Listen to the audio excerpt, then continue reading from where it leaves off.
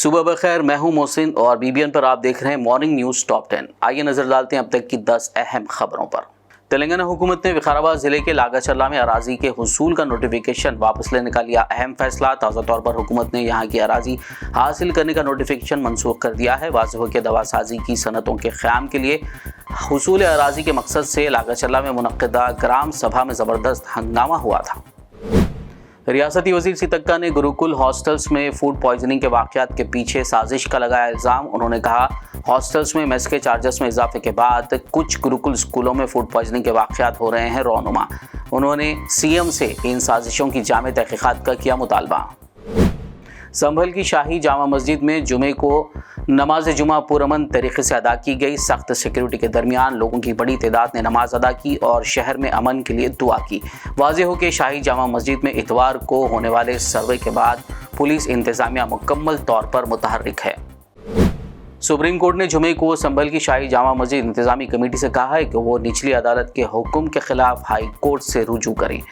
سماعت کے دوران CJI نے کہا جب تک وہ ہائی کورٹ نہیں جاتے ہم نہیں چاہتے کہ کچھ ہو۔ سپریم کورٹ نے ہائی کورٹ میں سماعت تک ضلعی عدالت کی کارروائی پر روک لگا دی ہے۔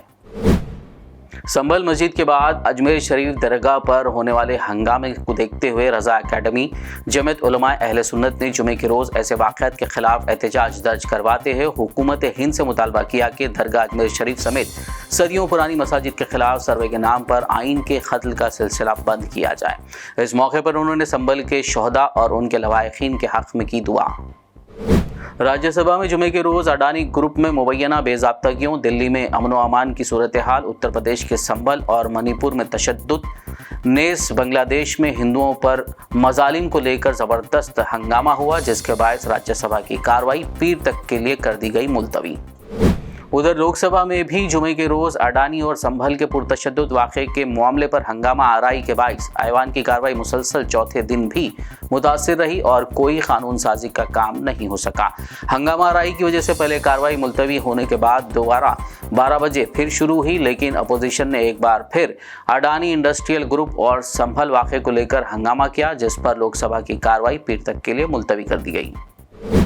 اقوام متحدہ نے خبردار کیا ہے کہ غزہ میں قحط کا خطرہ بڑھ رہا ہے۔ 20 لاکھ سے زائد افراد خوراک اور صاف پانی کی کمی کا شکار ہیں۔ دوسری جانب لبنان جنگ بندی معاہدے کا آج تیسرا دن رہا، لیکن اسرائیل اور لبنان کی جانب سے ایک دوسرے پر جنگ بندی کی خلاف ورزی کے الزامات کا سلسلہ بھی جاری رہا۔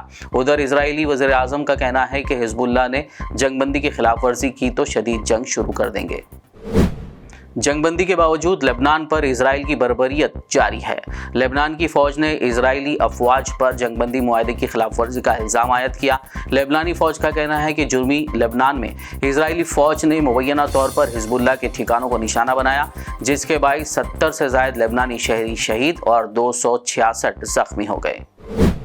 یوکرین کو ایٹمی ہتھیاروں سے مسلح کرنے کی کوشش پر روسی صدر پوتن نے دی دھمکی۔ ذرائع کے مطابق روسی صدر نے کہا جس ملک کے ساتھ ہم جنگ میں ہیں اگر وہ جوہری طاقت بن جاتا ہے تو ہم اس صورت میں اپنے تمام تر فوجی وسائل کا استعمال کریں گے۔ واضح ہو کہ نیو یارک ٹائمز نے گزشتہ ہفتے رپورٹ میں کہا تھا کہ امریکی صدر جو بائیڈن عہدہ چھوڑنے سے پہلے یوکرین کو جوہری ہتھیار دے سکتے ہیں۔ آپ دیکھ رہے تھے مارننگ نیوز ٹاپ 10۔ مزید اپڈیٹس کے لیے دیکھتے رہیے BBN نیوز۔